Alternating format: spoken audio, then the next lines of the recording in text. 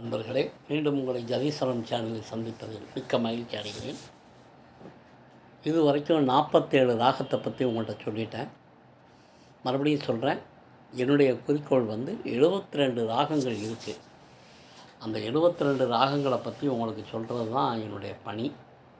அந்த வகையில் 47 ராகம் வரைக்கும் உங்களுக்கு சொல்லிட்டேன். இப்போ இன்றைக்கி நம்ம பார்க்க போகிறது 48வது ராகமான சேனாவதி. சேனாவதி அப்படிங்கிறது கர்நாடக இசையில் ஒரு ராகமாகும். இது 72 மேளகர்த்தா ராகங்களில் இது ஒரு 7வது ராகம். இது ஒரு சம்பூர்ண ராகம். சம்பூர்ண ராகம்னா என்னன்னு ஏற்கனவே உங்களுக்கு சொல்லியிருக்கேன். சரி க ம ப த நீ ச சா நீ த ப ம க ரே ச. மேலையும் ஆரோகணமும் 7 சுரம்தான், அவரோகணமும் 7 சுரம்தான். அதுதான் அப்படி வந்துட்டாலே அதுக்கு பேர் சம்பூர்ண ராகம்னு அர்த்தம். அதை நீங்கள் நல்லா தெரிஞ்சு வச்சுக்கோங்க.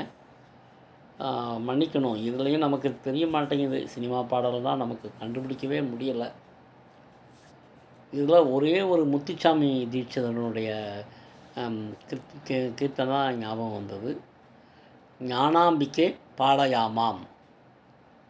ஞானாம்பிகே பாலயாமாம் அப்படின்றது முத்துசாமி தீட்சித எழுதின ஒரு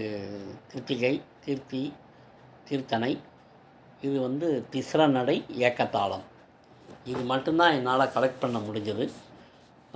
அப்படி இதுவும் ஒரு நல்ல கர்நாடக சங்கீதம் தெரிஞ்சவங்களுக்கு இந்த ராகமும் ஒரு நல்ல ராகம்தான்.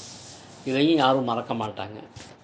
பிடிச்சிருந்தால் மறக்காமல் லைக் பண்ணுங்கள், கமெண்ட் பண்ணுங்கள், மற்றவங்களுக்கும் ஷேர் பண்ணுங்கள். நான் ஏற்கனவே உங்கள்கிட்ட சொன்ன மாதிரி எனக்கு கர்நாடக சங்கீதத்தில் அவ்வளவு பரிச்சயம் இல்லை. இருந்தாலும் கேள்வி ஞானம்தான். 72 ராகங்கள் தான். ராகங்களுடைய பேர் என்ன அதை தெரிஞ்சுக்கிறேன்ற ஒரே ஆர்வத்தில் தான் இந்த வீடியோவே நான் போடுறேன்.